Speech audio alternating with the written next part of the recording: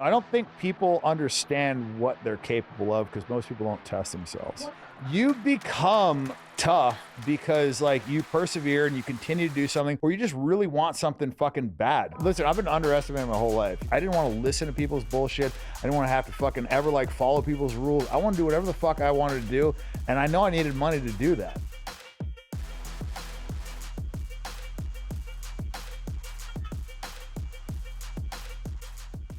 Dan Bilzerian, welcome to the show. You know, I feel Lauren and I don't know if we've prepped more. I'm not yanking your chain here. We've done like 700 of these. I don't know if we've prepped more for an interview than we did for this one. And I think it's because we watched so much of your stuff leading up to this, and we feel, I don't want to knock anybody else, but we feel like people always jump to the end with you. And they always get to the girls and the money and all this stuff, but they don't get to the why. And you've done some pretty wild shit. And I was reading your book. I'm like, this is an extremely vulnerable book. Like you really kind of laid it all out there. I know you wrote the whole thing by yourself. Yeah, I tried to write it like a diary, you know, like kind of that was like the framework of it is like how I would tell the story if I never wanted anybody to find this motherfucker, you know. Like I felt like there was so much like braggy stuff that I had to talk about, that I was going to talk about, that if I didn't tell it with like an honest, vulnerable tone, I felt like it would just come off wrong. And in fact, I had the book written before. So have you heard of Tucker Max? Hope Sure. you share a beer in hell. Sure. So that guy that wrote that, Ghost wrote my first book. And it was funny because his stories weren't that interesting, but he told them really well. And so I thought he'd be good for my book, but it was just like a really braggadocious tone. And I felt like the things that I had done and the stories kind of like were crazy enough that I wanted to err on the side of like downplaying them as opposed to just like beat my chest, talk about how great I am. And so, yeah, I try to focus in the book on, you know, the embarrassing things, the struggles, the failures, shit like that. Because I just feel like that's just more interesting. You know, that's what I would want to read about if I read a celebrity's book. Not all the fucking great shit that every motherfucker knows, that's been in the news, that he's posted on his Instagram. I'd want to hear about the stuff that he didn't want me to know, you know? So that's kind of like how I tried to write the book. Well, yeah, and I think like when Lauren started reading it first, and she's like, "Hey, you got to read this book," because she reads a ton of celebrity memoirs and biographies. She's like, "This one's different. It's open. It's vulnerable. Like you really like. I mean, you share a lot of shit in there." How did you come across? Just because we never really talked about this, I got this DM from you. That was really surprised. I thought you were fucking with me at first, but then like, how did you come across my book? Like, what was kind of like? I read so many books. I'm like a huge reader, and Amazon served me your book, and also served me Andrew Tate's book. Downloaded that. What other kind of stuff are you looking at, Lauren? It's not his book. It's written. It's someone else's. Yeah, someone wrote something for him, and it served me your book. And I was like, "Huh, this looks really interesting." And the second I started reading it, I was like, "Oh my god, this is." And I told Michael, I'm like, "You have to read this book." I called all my guy friends who are having trouble with women, and I'm like, "You guys need to read this book. You're too eager."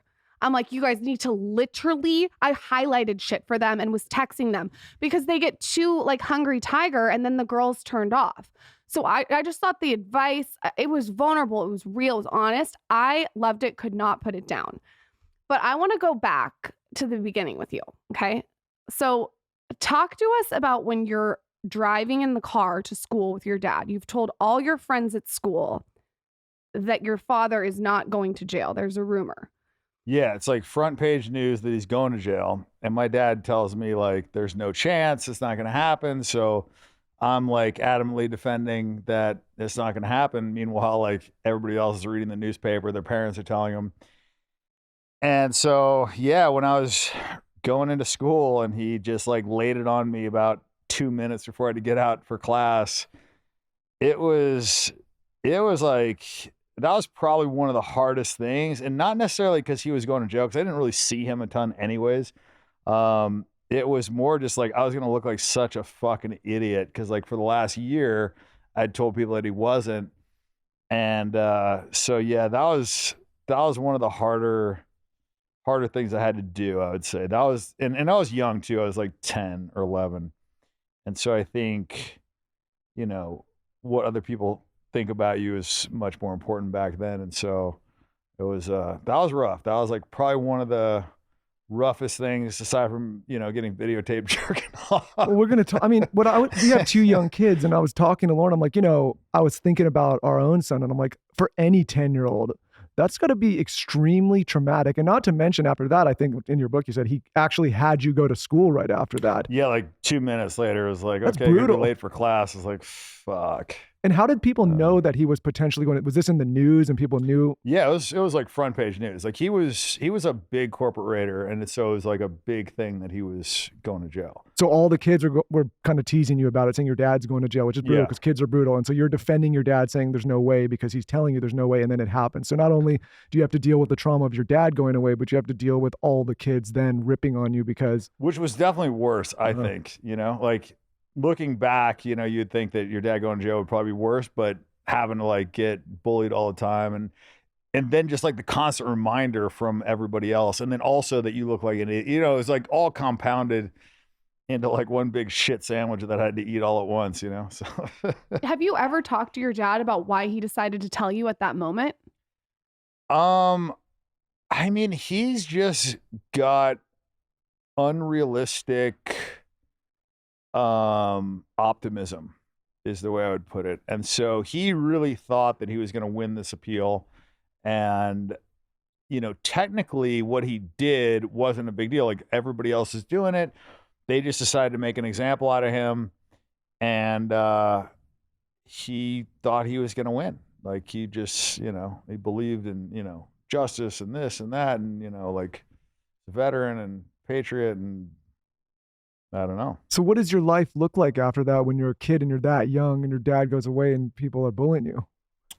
What does that do to your psyche? It didn't change that much. They were bullying me before. You know, it just got a little bit worse. I didn't see my dad a ton, so I wouldn't say that. I mean, it was obviously like fucked up going to like visit your dad in jail and whatever.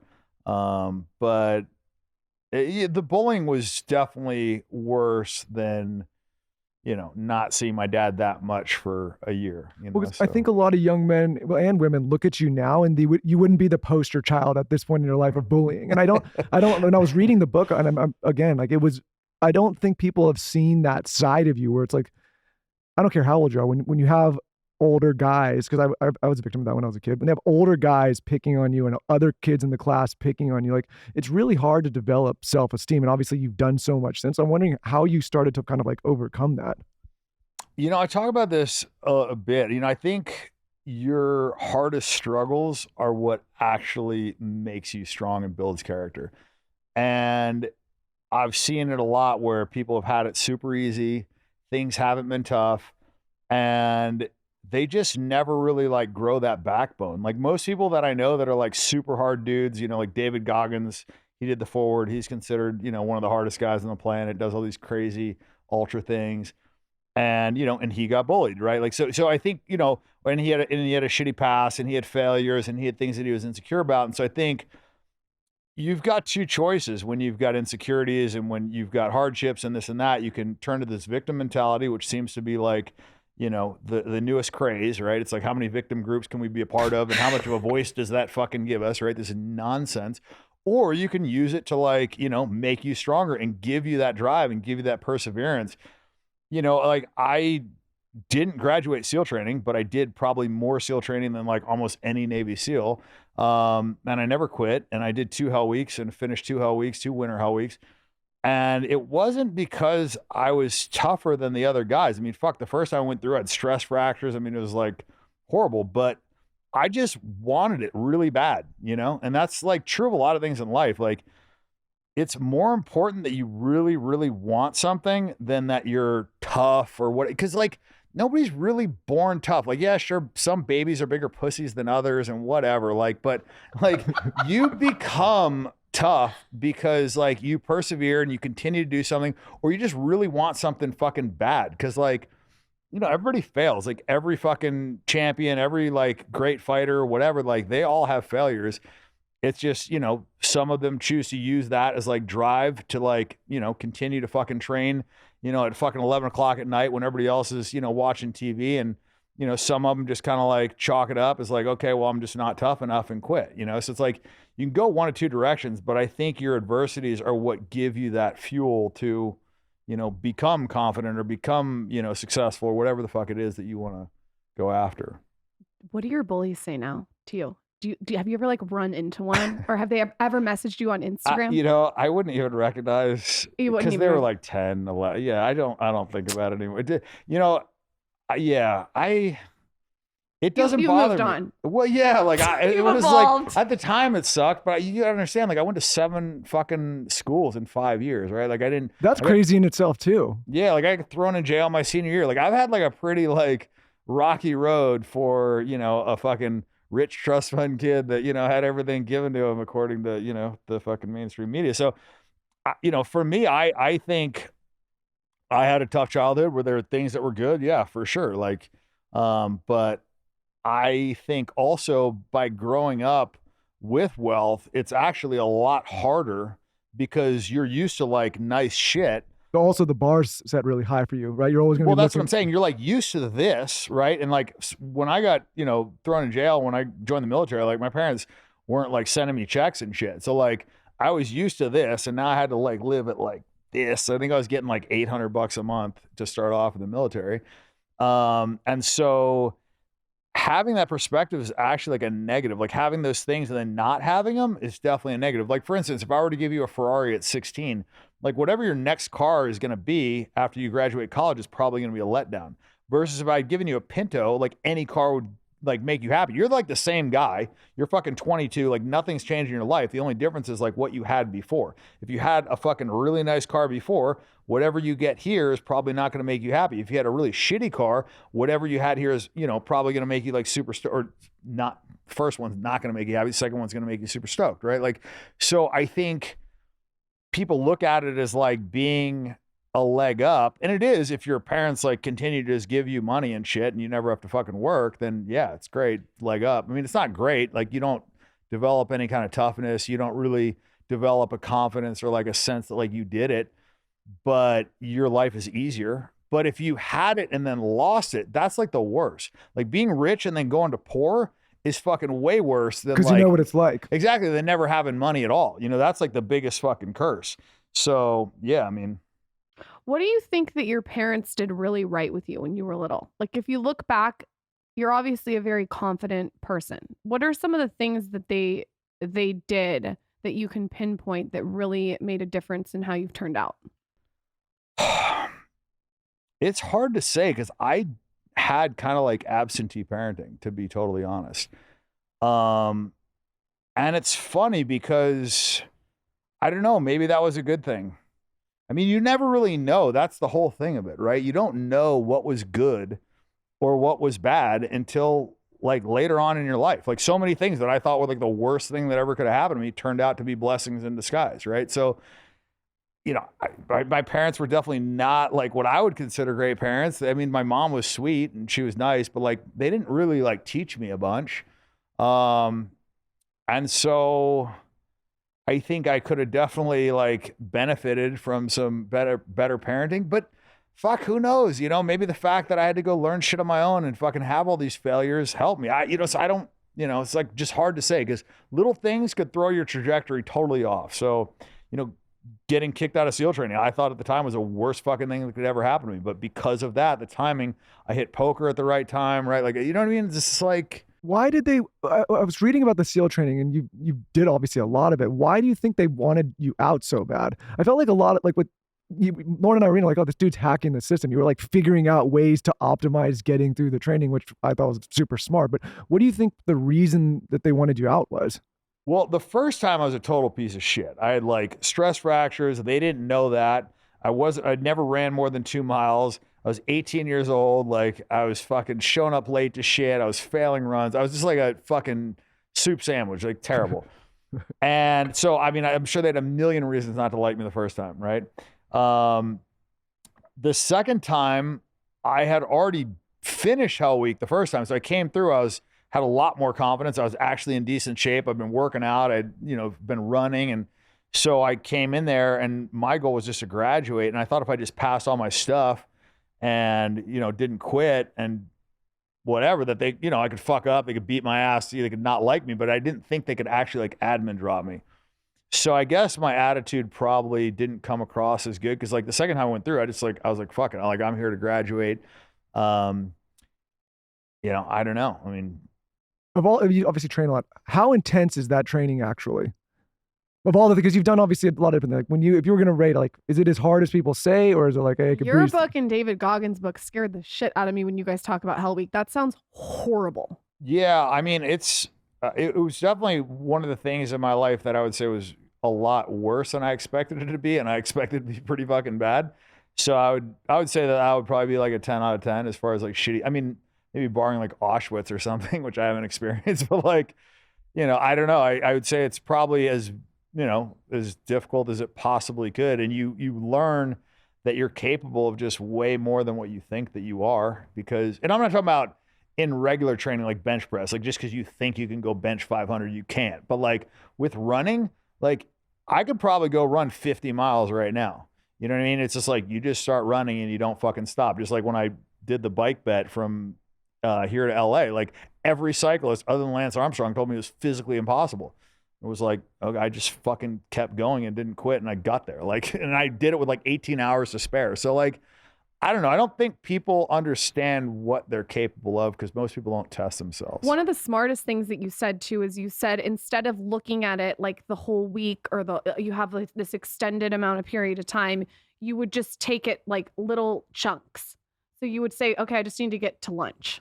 Yeah, and that's true with like ice baths too, or like anything. You just like, and with ice baths, it goes to like way down. It's like we're gonna get through 30 seconds, we're gonna get through a minute, or like what? Even if I'm ripping a 5 or 10 minute, it's like Lauren's okay, a beast in the ice bath. Yeah, I go in there, but like my focus is like, okay, I'm just gonna do a minute, and then it's like, well, do another minute, and then another. You know what I mean? Like I don't look at it like I'm gonna go in there and rip 10 minutes because mentally that's just more difficult. So like, why add any more strain? Because when I go in there, my goal is to like, relax, get my heart rate as low as possible, get the, blood flow to, change. And the more calm you are, actually, the better. So I try and go in there with, the most relaxed mindset possible. And if I go in there and just figure I'm just going to do a minute, I'm as fucking relaxed as you can be.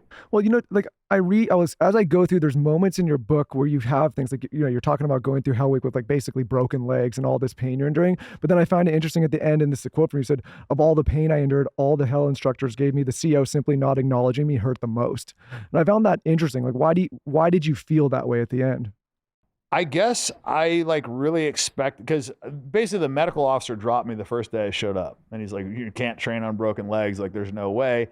And so they were going to send me to a ship, and I would have to wait 2 years. So I figured, well, fuck it. I got nothing to lose. So I requested to talk to the captain of the base, which is like a huge slap in the face to like every single fucking guy in the chain of command, right? It's basically just going over their head. It's like you telling, it's like the Karen version of like, I want to talk to the manager, but like in the military, like basically a big fuck you on top of it, right? So, but what did I have to lose? So, I went and talked to him, and he allowed me to train. And so I figured like, okay, this guy knows I have broken legs. Like he knows I'm not supposed to train. And like here I've made it through Hell Week. It was like one of 17 guys in a class of, 100 and something that started. And I just figured like he would have like, shook my hand and like, good job, nothing. Right. So I think that was the first glimpse into like managing expectations. And I would say that I like definitely took it too far later in my life, especially with the poker and like muting my emotions and not allowing myself to be happy. But yeah, I mean, I think from somebody that like up until that point never really had much of like a, attaboy or pat on the back or anything like that. That would have meant a lot to me if he would have said something, but it's like a father figure in a way. I mean, it was just like a point of authority that he knew I was struggling. Like I don't know, I expected it, but that was like just me looking through life in my lens. Like for him, what does he give a fuck? There's like a million trainees that come through here. Like doesn't mean I'm going to graduate. Like I don't know, he didn't care, and whatever. That's his prerogative. It's not like he's a fucking bad guy for not caring. I'm just saying, like in my mind, looking through my lens, what I had accomplished was like the craziest thing I had ever accomplished, and I did it with fucking stress fractures, and so I felt like I deserved like a pat on the back, and I didn't get a little good job. Yeah, so like whatever, it's me being a bitch, but I don't know. Yeah, that was like one of the things. I was like, it was tough, and I was like went to the hotel room by myself, and I'm in there, and I don't know, I didn't really have a lot of friends at the time, and it was just I just felt like there's some like melancholy. Yeah, I just felt like I had just like won the lottery, but I was like the last person on earth. You know what I mean? Like, what is it? Kind of like doesn't matter. Like nobody cares. Do you think that the reason that there was kind of a hostility towards you or kind of like almost a dismissiveness because they were like, oh, this guy is just a trust fund kid, even though that's not what you were, but like they just kind of like labeled you and In the just, military? yeah, Nobody knew. nobody knew anything. No, I was just like under the radar. And nobody had a clue. I didn't like talk about my background or Nothing. this is before social media. There's no internet back then. So there was like, nobody knew me from anybody. What is that like to go through all that training and not even get to sort of like the finish line? Well, I was one day before graduation. That's So it's like, crazy. you can't get closer. Like I just felt like I could really like. What's the taste total it. time? I did 510 days of training, and it's supposed to be a Holy 6-month shit. course. So it's like 2 years of your life. Yeah. How it was did a you long meet David time. Goggins? Was this in the military? Because I didn't No. catch in the book where you said you met him. It's kind of a funny story. I was at the Ferrari dealership in the Wynn, looking at cars, and he walked in there, and I had like seen his shit on YouTube. This is before anybody knew who the fuck this guy was. He wasn't a legend, like none of this shit. I just seen like I was really into fitness, really into this shit, and like I just seen this guy had run further than a Suburban could go on a full tank of gas, and I was just like, dude's a fucking beast, you know. So I went up to him and just like shook his hand, and and that was like introduced myself, and that was pretty much it. And obviously he didn't remember that. And then flash forward, I don't know, what was it, 2018, 16? I don't fucking know. Like a long time later, I'm now famous. I'm at a UFC thing, and I see him over there, and I like gave him a nod or something. And I think he was sitting next to Joe Rogan, he's sitting next to Joe. And Joe's like, oh, you know who that is? And he's like, no, who's that? And I guess Joe told him who I was or something. And then he like came up to me, which was really like strange for me. We just talked, and I don't know. I think we exchanged numbers. I don't know. But anyways, COVID happened, and I think he hit me up for some weird reason or something, or I hit him. I forget how it initiated, but I offered to let him use my gym. And we were just working out, lifting weights together. And I decided, he kept talking about his book, and I hadn't read a fucking book in forever, but I was like, okay, I'll read this fucking guy's book. So I read his book. I actually thought it was pretty good. And he told me he had made like $30 million fucking dollars writing this book. And I was like, that's crazy, man. And like the story was, to me, like very similar to mine in a sense of like, shitty childhood and fucking go in the military and have a bunch of failures and, go through SEAL training. He graduated, I didn't, but like aside from that, it was like a somewhat similar tale. I had my success in other areas, and I felt like I also had the fame piece and the girl piece, and there was a lot of things that I felt like my story had that I thought would appeal to a lot of guys and they would find interesting.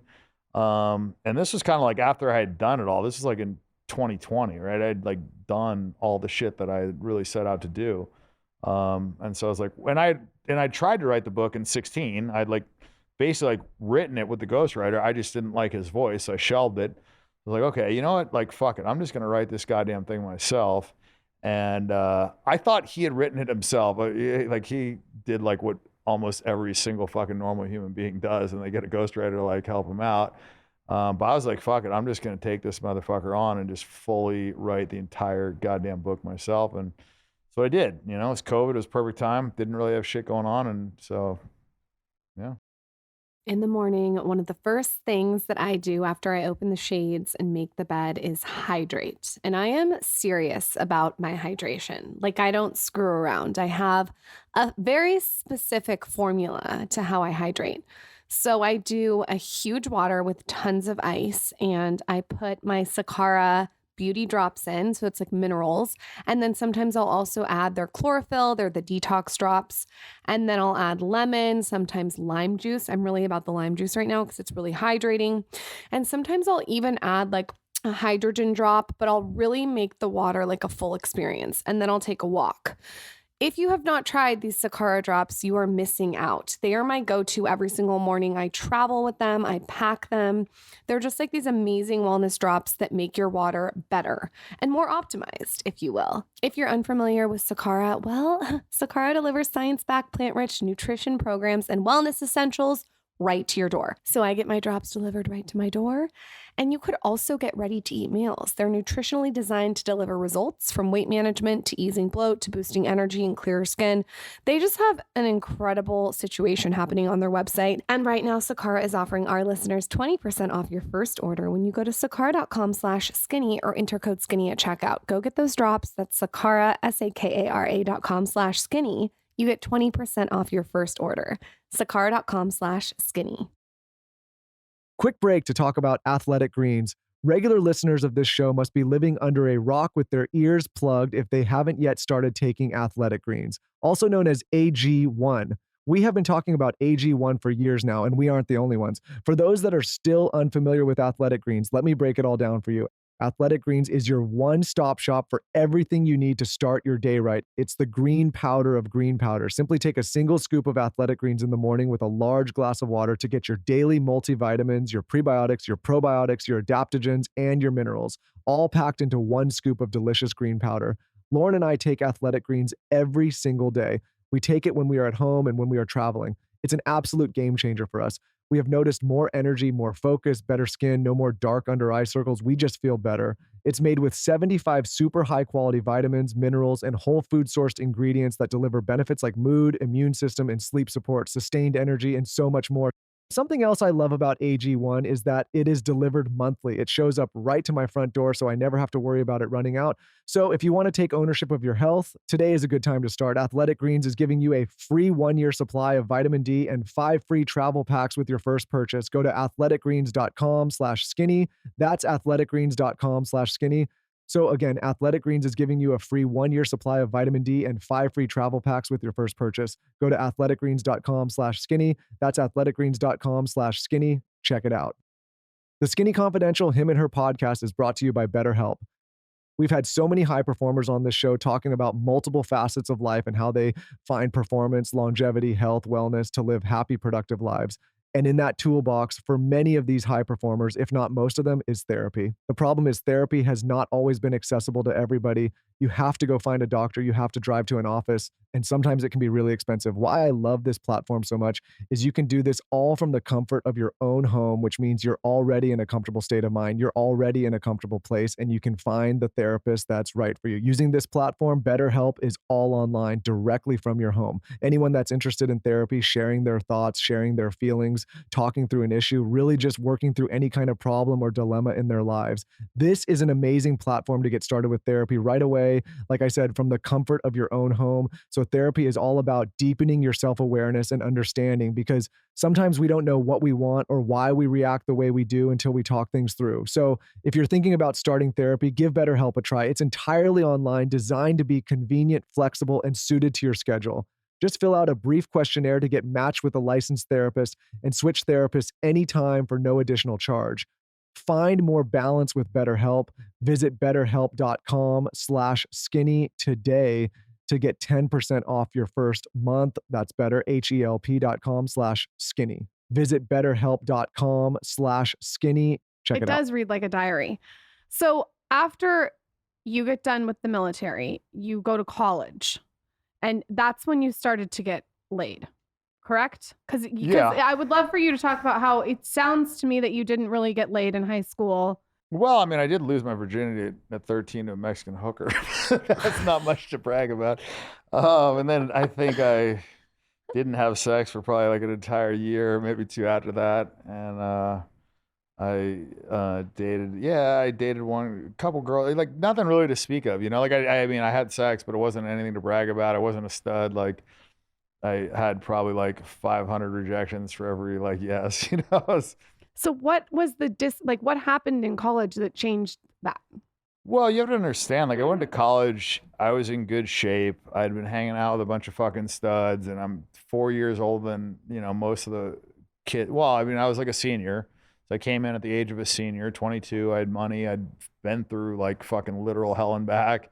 And I just had a different attitude. Like for me, like I was like kind of like nervous to talk to a hot girl still because I didn't really have a ton of experience. I didn't like to fuck up, but like I don't know, what does it really matter? You know, so I just had this like approach where I would just literally go to every single girl that I found attractive and have a conversation with her, like anywhere. I mean, this is in the fucking library, grocery store, like anywhere. So it just became like a numbers thing. Yeah, well, I just like wanted to get comfortable talking to girls. And so for me, I'm like one of these guys where like, if I have a focus, I'm going to the end of the fucking earth with this thing. And I just like, I don't know, this is how, I mean, I guess like, you know, doing the SEAL training thing, obviously, like, I mean, if you can do that for 510 days, you can talk to girls at college.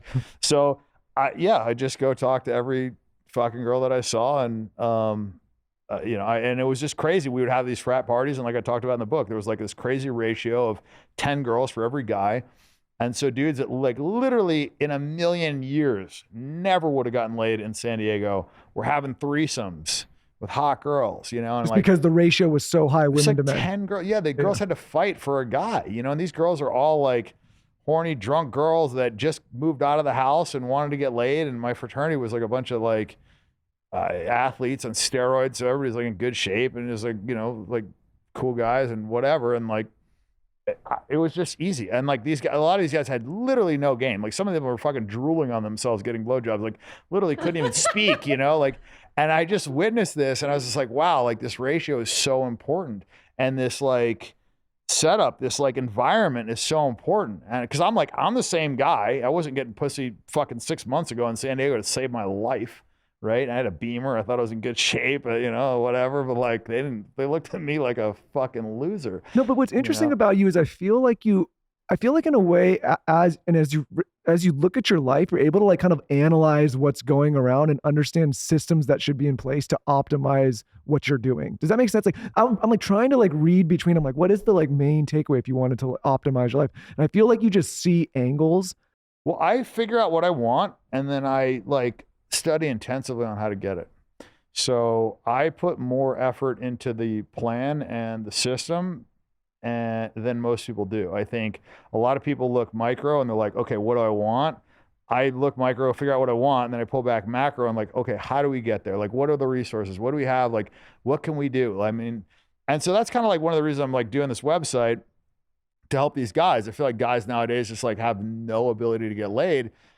And it's really bad. It's like really, really bad. Like 1% of guys are getting all the girls and the other 99%, it's just terrible.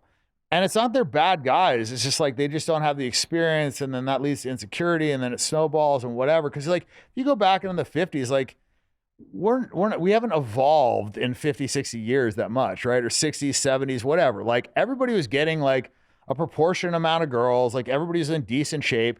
Now you're either like fat as fuck or you're super fucking jacked, like, you know, for guys, or you're like getting like no girls, or you're getting all the girls. It's like this massive disparity and there's not much middle ground where there used to be much more of a middle ground. And I feel like we're all kind of like at fault for this, and social media plays a big role. And I feel like women are just much, much more unrealistic about what they like deserve or what they should get or whatever, versus like when you're in a small town, you're looking at like whatever the other, you know, 50,000 people are, and you're comparing yourself. There's only one fucking high school stud quarterback, right? Like, but if you compare yourself to 8 billion fucking people, right? And like, those are the standards that you're like setting versus like who, you know, your town, like you're going to start setting these unrealistic expectations. So the women just like expect this. And, you know, obviously, like nobody's going to live up to like the best in all these categories. I don't give a fuck who you are, right? So most men, like nowadays, it seems like they've just almost given up. And that's kind of like a sad place to be, where like the majority of guys seem to just like have given up.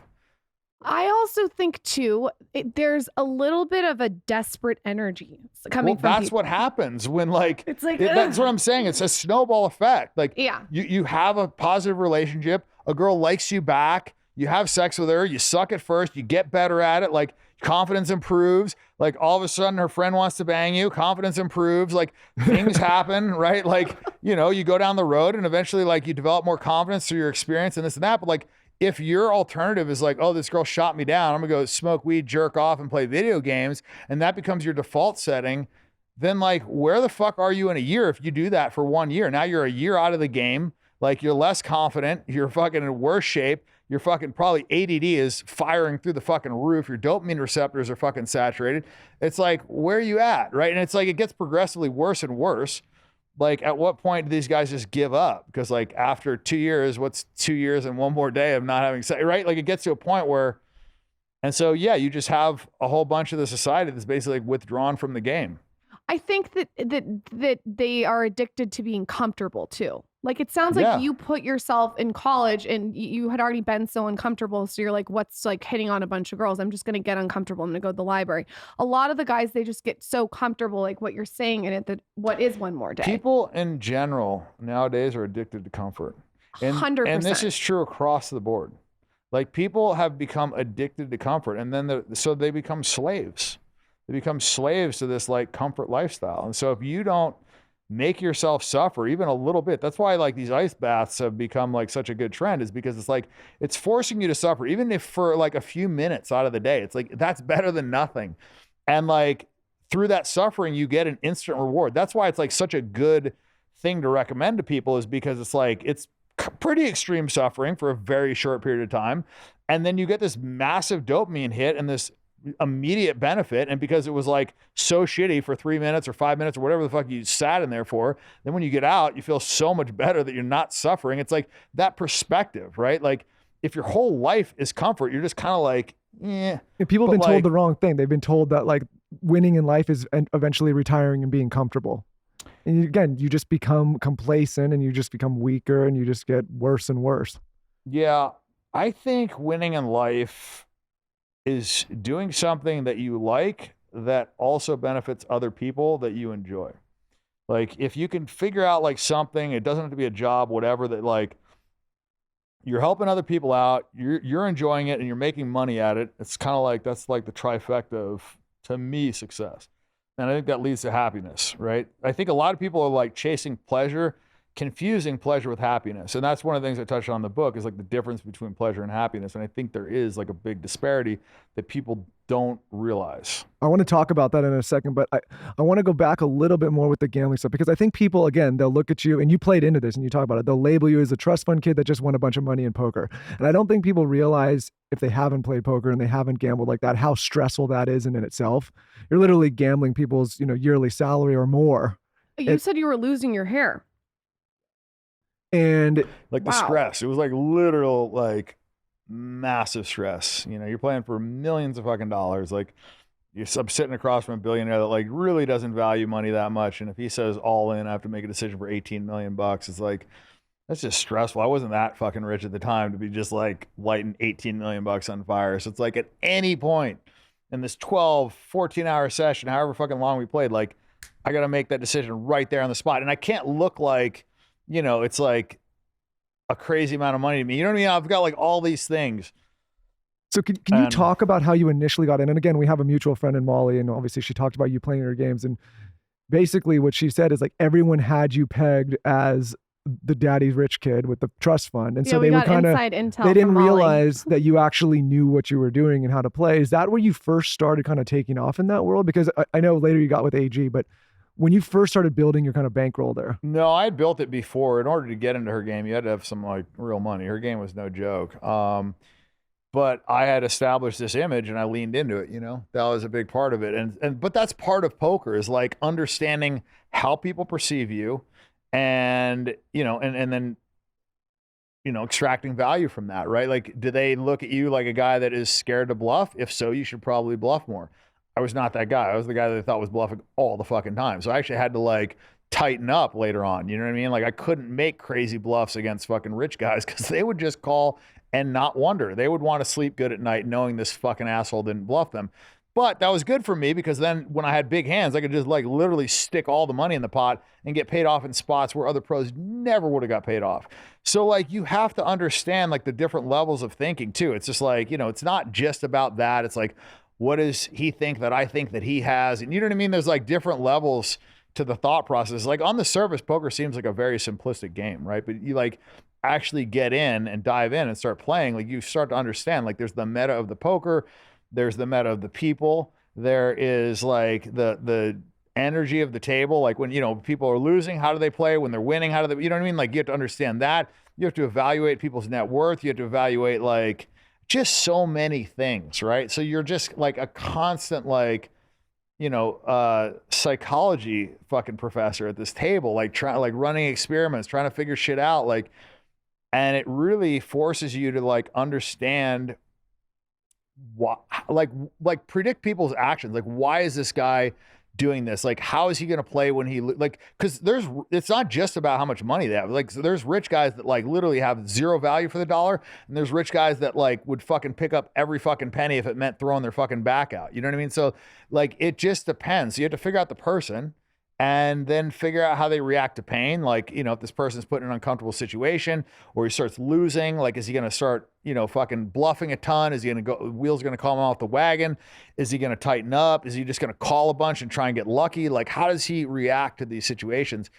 And, and so for a poker player, really where you want to be is where I ended up at, which was people just thought I was full of shit. And so I could just play tighter and get paid off on my big hands. That reduces the variance dramatically. If you're trying to get bluffs through, like it works till it doesn't, and it's like you're risking, a lot of times, you're risking fucking $2 million to win $3 million or whatever, versus like when you have a good hand, you just try and get all the fucking money in the pot and you can't lose, the variance goes down.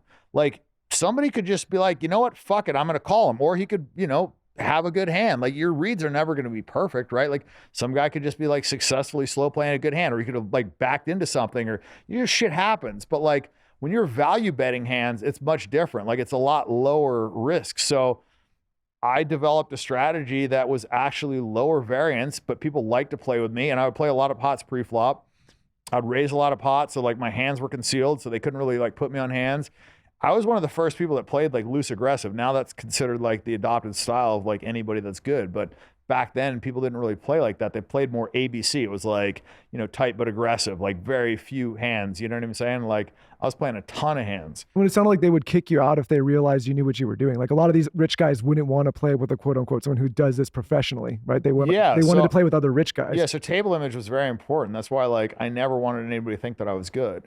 I mean, it's like kind of like been annoying that, people don't believe my story, but at the end of the day, like. No, because I was telling one Lauren. of the smartest things about you, though, that you've done so well is that you've used the sort of like quote unquote, like daddy, like rich boy to your advantage. And you let people sort of think that.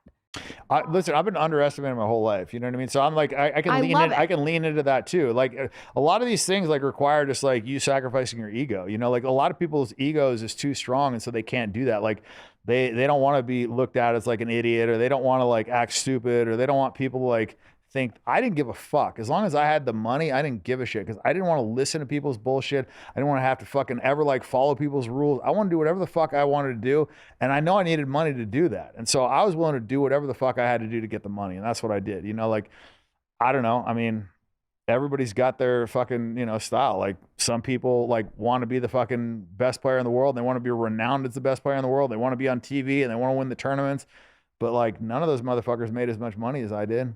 Did you study like books on human nature and like Robert Greene, 48 Laws of Power when you were doing this, or is this probably just should have all innate naturally? Have you met him yet? I feel like that you'd like that dude. We love Robert. You just innately knew all these things about people. No, these were expensive lessons that I had to learn. And when you fucking pay to learn these lessons, well, at the poker table, these are expensive lessons. But give an example of an expensive lesson. You make a mistake, you misread somebody, it costs you fucking $500,000. You don't make that mistake again. Like it's the learning curve becomes steep when money's involved. So it's like I paid the fuck attention. I acted like an idiot, you know what I mean? People thought that I was an idiot, but I was watching. Like I saw all the fucking angles. Like, I mean, you also weren't drinking, right? No, I never. No, but I told Lauren, a lot of people drink at the table, right?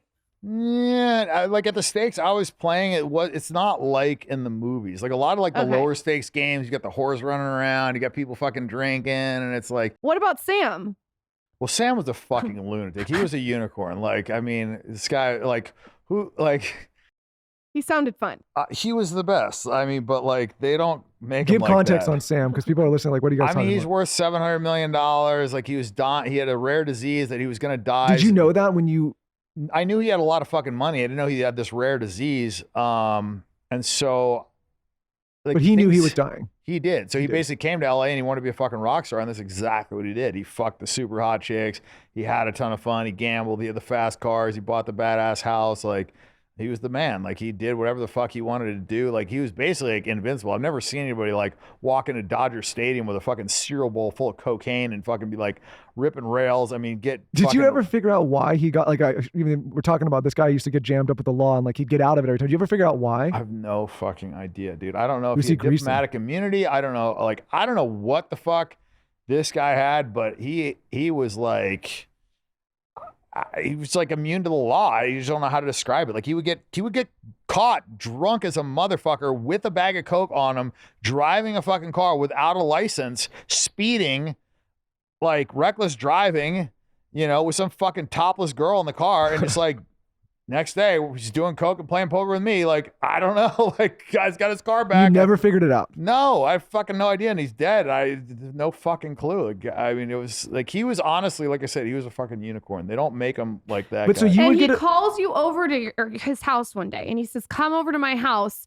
And he says, I bought you sharks. No. He says, come over. I bought you a gift. And like, I had given this guy Ferraris. I'd given him a Lambo. I'd given him fucking Audemars watches. I'd given this guy millions of dollars worth of gifts. So it's like, I knew if he was getting me a gift, it was going to be something legit. But it was like 2 a.m. I'm with a girl. I'm like, fucking, I come in the morning. You know what I mean? Like, what, they can wait. And he's like, no, blah, blah, blah. You know, so he's just fucking going crazy about it. And then he couldn't contain himself. He spat it out. I fucking bought you sharks. And they're like, you and me and they're brothers and they're going to live together forever. And you got to come over. And I was just like, wait, what?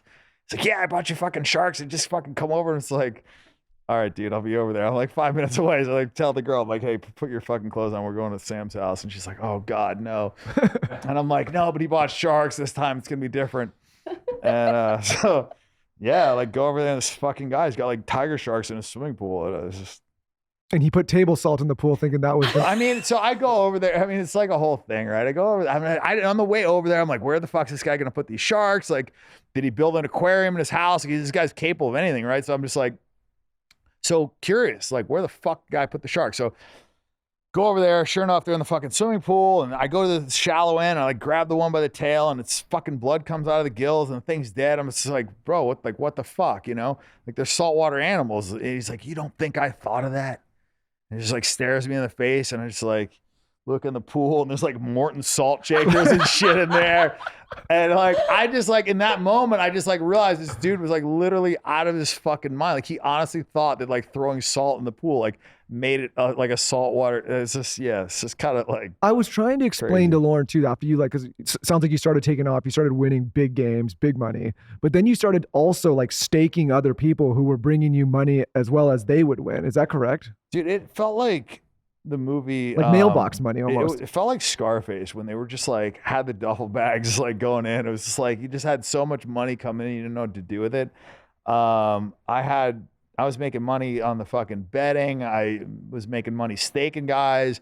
I was running a fucking poker game. I was making money from that. I was making money playing. I You were was just taking like, fees from the game when other people would play. people were tipping me hundreds of thousands of dollars. I could take pieces of like the better players. I mean, it was just, I had money coming in from every fucking angle. And then I was like, And how many sending guys years to did it take you to Macau. get to that point?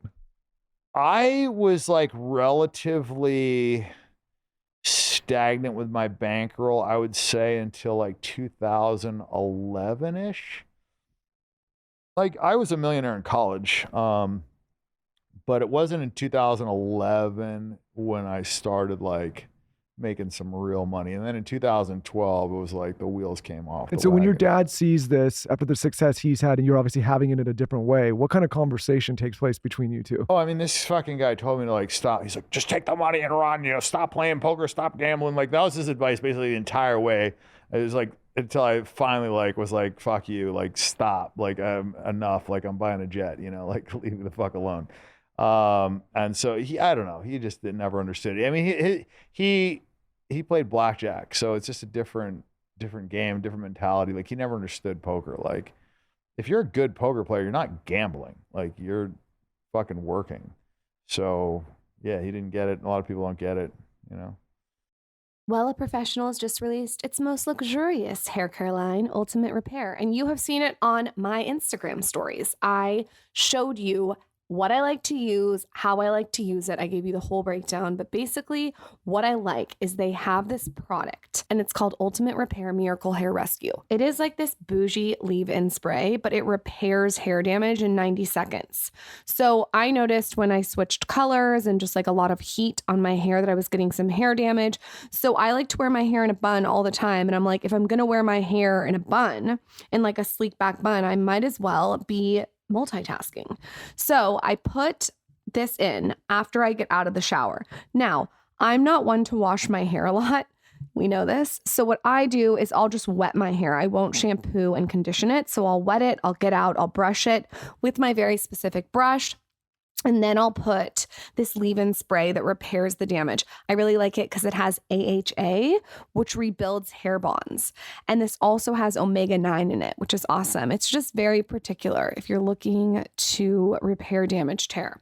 I'm obsessed with it for a tight bun. So if you want to check it out, you can purchase Ultimate Repair Miracle Hair Rescue at Ulta now. You can also go to Wella.com. That's WELLA.com to learn more. So if you want to check it out, you can purchase Ultimate Repair Miracle Hair Rescue at Ulta now. You can also go to Wella.com. That's WELLA.com to learn more and make sure you use it on wet hair. That's the move. Let's discuss diamonds. So, do you think that you know about diamonds? I was actually surprised to know probably not as much as you think.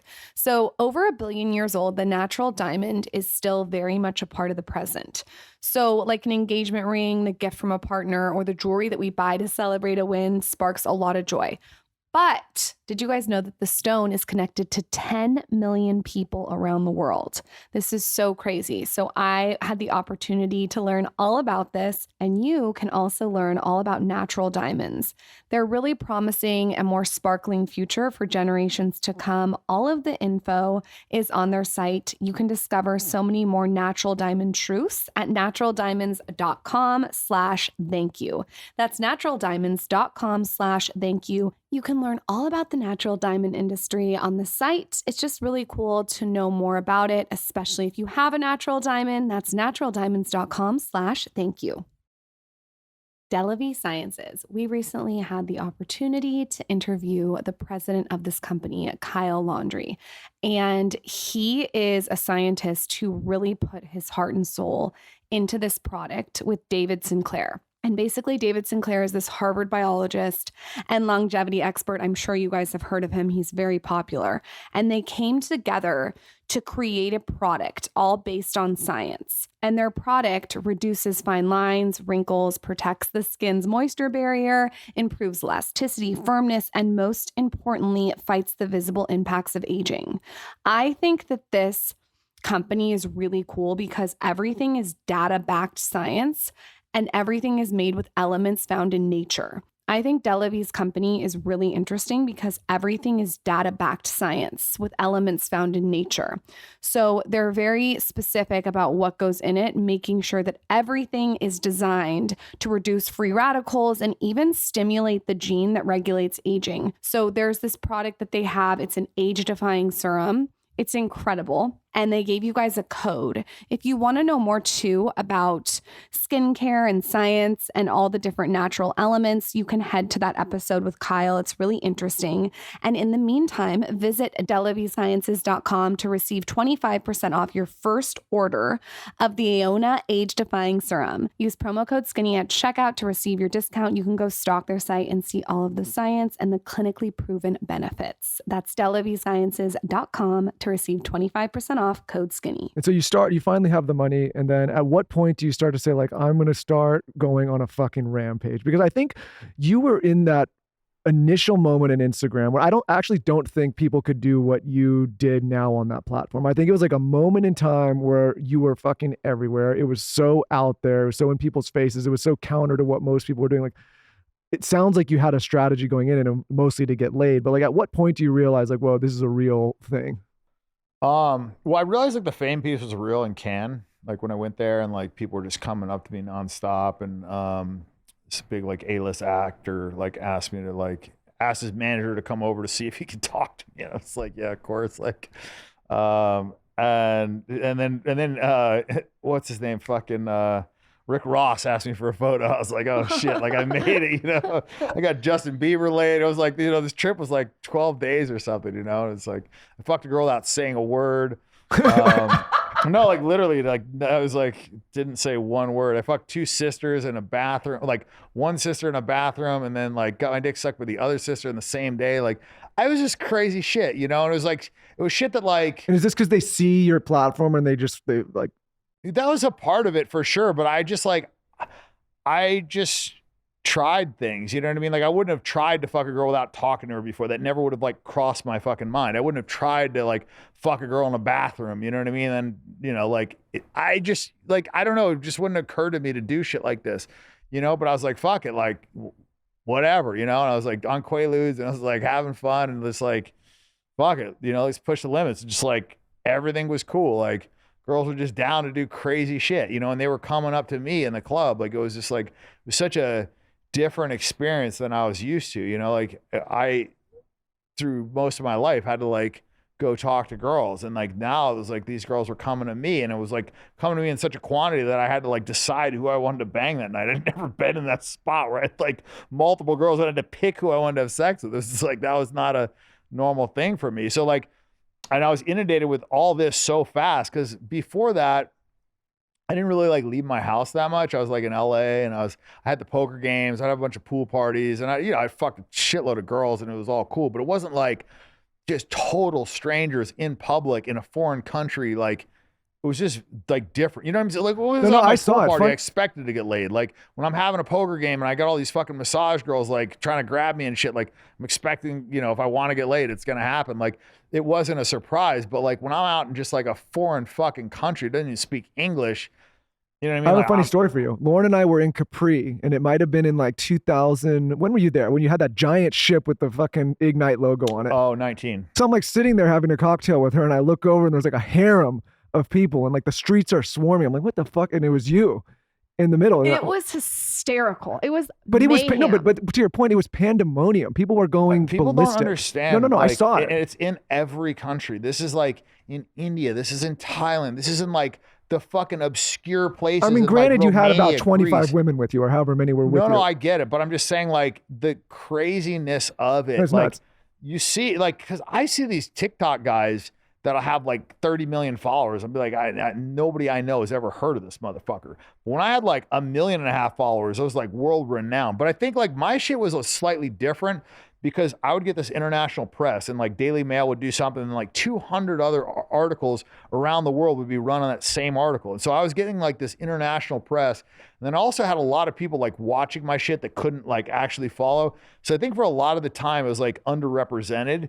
Well, that's what I'm saying is I see people now and like, you know, in the business we're in, we see they like, oh, look at this fall. And I, like half the time, like, who the fuck is this person? I never knew. But you were in a moment in time where like, I think even if the following was lower to your point, it wasn't 30 or 20, whatever it is. Yeah. Like everybody kind of knew that was on that platform. And I'm not kidding. Like Lauren and I were out there. She was pregnant. We were just like walking the streets and all of a sudden this harem of women with you in the middle comes out and people just going nuts. It was like. Was that the trip that the girl left her boyfriend to suck your dick in the car? No. That was a different trip. That was before. Okay. This was Just the one. trying to get my trips. Just trying to get, we got to get the timeline straight. Yeah, no, this was the one where the girl fucked the waiter and videotaped it. And you sent her home. I mean, yeah, because she fucked up my sleep that night, you know? Like, I honestly, Your like. whoop score was off. No, if I had a whoop, it would have been fucking disastrous. I was so, like, relaxed. Like, I sent all the girls to the fucking club. I was like, she, like, texted me, like, oh, I want to have a foursome with you and this girl and this girl. I'm like, I'm crashing like tomorrow or something. And then she was like, not tonight. I honestly had like the least amount of sex on that trip of like almost any yacht trip I've ever been on. It was the craziest thing. I had It looked like you were running a cruise ship, dude. It was insane. It was a 300-foot fucking like literal cruise ship. I could see it from the hotel. We were up in that Punta Trigar and I was looking down. I'm like, what the fuck is that guy doing down there? It was bananas. It was nuts. And I had put on there just like too many girls that I was like dating. Because normally what I'd do is I'd have, I don't know, 3, 5, maybe 6 girls that I was dating on a trip at any given time, and then a bunch of new ones. This was like almost all girls that were like girls that I had been dating. So it was like this tension, and it was just different. You know? Let me ask you something man to man. Yeah. How do you if you're dating 6 women, I was dating like 50. I was dating 50 at a time. one 50, alone 100. drives me fucking nuts, Lauren. I love you, but I mean, how do you deal with all I'm of these? curious about that too. That's and a like lot of energy. all of these mixing personalities and people vying for your attention. So it's gotta be stressful. It's actually harder when it's less. So when I was dating 50 or 100 girls, it was actually less headache than when I was dating like 5. Because when I was dating less, they expected more. And it was a different standard. When I was dating all these girls, they were just like happy to get time. When it was less, when it was like 4 girls or whatever, then now they're competing to be like the main girl. And so now there's like cattiness, there's this, there's that. You know, if I fuck like one girl more than the other girls, they get mad. Like, it's like 50 or 100, none of it matters. Like, it's just like they get the time when they get the time. They're happy to be there. Like, everything, nobody bitches about anything. There's no jealousy. It's just like. Am I right that you have a soft spot for Jessa and Lindsay? I got that vibe. And Jessa, I know Jessa. I really like her. I think she's cool and she totally has masculine energy. But it felt like you had a soft spot for both of those girls. Put them on the spot. Well, I wouldn't say a soft spot. I had very different interactions with the both girls. So Jess, I dated like seriously and monogamously for almost 3 years. And she was like one of my like first like serious like true loves. Like she tattooed my name on her pussy. Like it was like, you know, a real thing, right? What the fuck, Lauren? So like, I mean, that was like a very different relationship. Lindsay and I like met at the Playboy Mansion. We had good sex. It was cool. Like I decided to just like randomly make her famous. She had huge tits. I was happy. Like whatever. Like we dated for a relatively short period of time. She knew what it was. And I just like decided to make her famous as like a social experiment.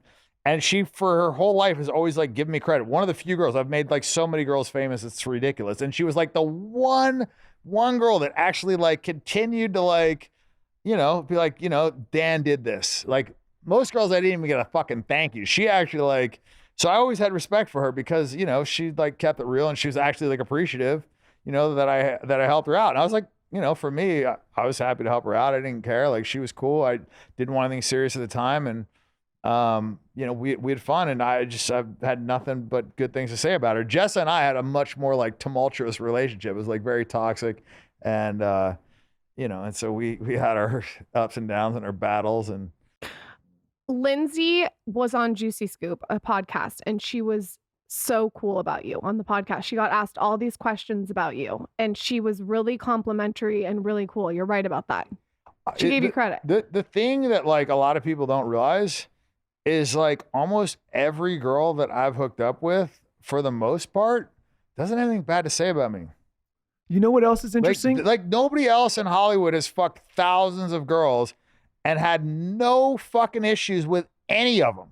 You also don't give off I was telling Katie this earlier. You don't give off a creepy energy. Like sometimes when guys are like screwing all these girls, there's like a creepiness to it. There's not a creepiness to it. I was a guy that like, I was never like aggressive with girls. If I didn't feel like a girl really wanted to fuck me, I was done with it. So that's why I've like never had any rape allegations. I've never had any sexual, none of this shit. And I, of all the fucking guys in the world, you would think would, but because I cultivated a very different energy, which was like, I created a situation where the girls were like fighting to hook up with me. That was just, it was just different. But for me, like I had to feel like a girl really was into me or I just like couldn't get into the sex. That's why I never like really fucked. I mean, I've obviously fucked hookers, but not very many. It would have saved me a lot of time and a lot of headache and a lot of like mindless conversations to like have sex with hookers. But for me, like if I felt like the girl only wanted to have sex with me for like a dollar amount and not for like any other reason. There need to be a desire. Yeah, it was like hard to get into. I couldn't get into it. Like part of the, like for me, like part of having like really good sex, the girl is like really like super into me and super into the sex. And like that makes it better for me. It's not like some crazy technique or whatever. It's just like she's super into it. So if I didn't feel that vibe, then it's like, whatever. There's plenty of girls that I'll find that with. So again, I think like part of the reason we wanted to talk to you, there's a few, but you know, you read your book and what are those things called where the other people contribute in the book? Vignettes. The vignettes. Like, yep. Not just the women that you've been with, but a lot of men, like so many people maybe share things about you that are counter to what you see from the image or from the videos that you post, right? Like they mostly talk about what you do to help other people. They talk about you being a good friend. They talk about you being no bullshit. Like the women have nothing but nice things to say. And I think what's interesting is obviously you're a polarizing character, you know that, but you obviously grab a lot of attention for some of the stuff you post. But I think there's just this other side that when I'm reading the book, I'm like, oh, there's a whole other person with a lot more depth here. Well, I lead with my worst, you know? So I'm like the opposite of a politician. They try and convince you how fucking good they are. I shovel all my shit right in your face. So it's like, I'll give you tons of reasons to hate me. Like, you can have them. Here they are, like, whatever. Love it or hate it. This is part of who I am. Like I said, I lead with my worst. I don't talk about my charity. I don't talk about, like, you know, good shit. Because, like, I don't need a fucking pat on the back for that stuff. Like, I don't care if everybody likes me. Like, I'm not here to win a popularity contest. So for me, like, the Instagram was a social media experiment. It was just like, I wanted to see if I could make myself famous. Like, I told my buddy who did the Paris Hilton fuck tape, I was like, I'm gonna be more famous than Paris Hilton. He laughed at me, and I was like, okay. I was like, I think I can do it. You know, and this is like when I hadn't even started Instagram. Like, I was like just starting it or whatever. Does the media always twist everything with you? Because you wrote about the Las Vegas shooting, and what I found so interesting about that chapter is you sort of were explaining the whole entire situation, and you talked about how you were trying to get a gun out of a police car. So I've got the whole video if you want to watch it. So I'm like there, like the headlines were Dan Bilzerian flees, you know, Marine calls him a coward, all this shit. I was literally there for, like, the shooting was like 9 minutes. I have a video of like 6.5 minutes of it. You know what I mean? So like, I was there literally the entire shooting. We took 2 girls to the hospital, and then I came back and I was there for fucking 2 hours. But so if like, you had picked up a gun, the way you look, you would have been shot at. Yeah. That was such a good point that you said. That's another thing is, like, you know, you like, sometimes you think you know what you want. Like, at that time, I wanted a gun so fucking bad. I remember I had the keys. I was in the fucking cop car. And I was trying to get this fucking shotgun unlocked. I was trying so hard. And fucking bullets are going by my fucking head and shit. I just, like, really, I wanted that gun so bad. And I could not fucking unlock this motherfucker. It's like one of those bad dreams. And like, you got a gun, you're trying to shoot the fucking guy, and you just can't. Could you see him? No, nobody knew who he was. Yeah, because he was all the way up top. Everybody thought this guy was in the crowd with a fucking machine gun mowing people down, right? So I just wanted to get a gun, and I couldn't get this fucking shotgun out. Ran over this girl, fucking shot in the fucking head. We, like, her friends, like, I'm like, hey, bring her to the cop car. And I went back in there. I was going to drive the cop car. Keys were fucking gone. Then the guy starts fucking shooting again. So we fucking run over towards the Mandalay, and some cops are like running away. We stop it. We're going towards it. They're running away. We stop at a fucking, whatever. It's cement fucking block or whatever. Barricade? Yeah, barricade. And I showed him like my police ID or whatever. And I was like, asked him if I could have a fucking gun. I guess I'd seen too many Bruce Willis movies or whatever. But I mean, I was a fucking guy. I literally, like, 4 days before that, I'd like kicked the fucking door off his hinges in New Mexico to serve a murder warrant. So it's not like, you know, I wasn't an actual fucking cop. Like, I was serving fucking high risk warrants. Like, I was a fucking police officer for like 3.5 years. So it's not, you know, like everybody online is like, oh. But again, like, I feel with you, everybody's just so determined to never give you any credit. Oh, 100%. But they, you know, they never caught me. Like, all these years, they're trying to get the I got you moment. Like, but like what? I mean, here's the thing: you're in one of. Was it the largest shooting in U.S. history? Yeah. Yes. Okay, so you're in that shooting.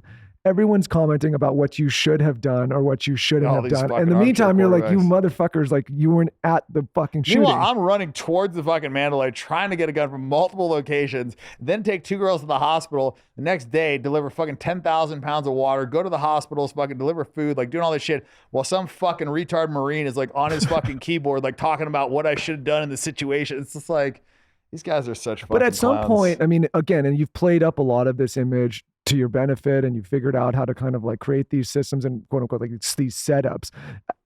Does it start to nag at you though at some point when you, like, you know, because I was telling Lauren, what you've accomplished in poker is no easy feat. How you started staking people, how you started making money. Everybody that thinks it's that easy, it's like, go try it. It's not that easy. And all the other stuff, the SEAL trading, it's almost like nobody ever gives you credit. Yeah, no, but I'm, you know, it's just tough. I've been underestimated my whole life, you know, and I've always like tried to use that to my advantage, and I have used that to my advantage. So it's something that I've just like come to terms with. But it doesn't bother you? I mean, I've had so many people tell me how fucking great I am on the internet. They don't know me. And I've had so many people tell me what a fucking scumbag. I just kind of like, you can't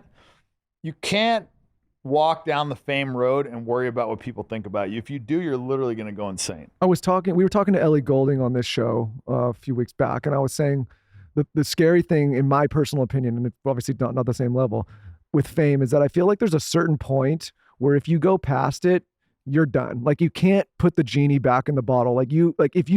There's certain people, the Justin Biebers, yourself, certain people that get to a level. It's like, hey, if you were right now, like, I don't want this anymore. I want my privacy back. I haven't barely posted in like last 3 years. But that's my point. It's too late. I haven't posted in 6 months. I was going to ask you that. Why? But it's too late for you, I think. I just don't care. Like, I feel like social media is like a video game I beat like fucking 8 years ago. And I'm like, everybody's playing the same game. I'm like tired of playing it. Like, I look at social media like a fucking cancer. Like, to me, I think it's the worst thing to be happening to society. So I just like, it just cringe to perpetuate that problem.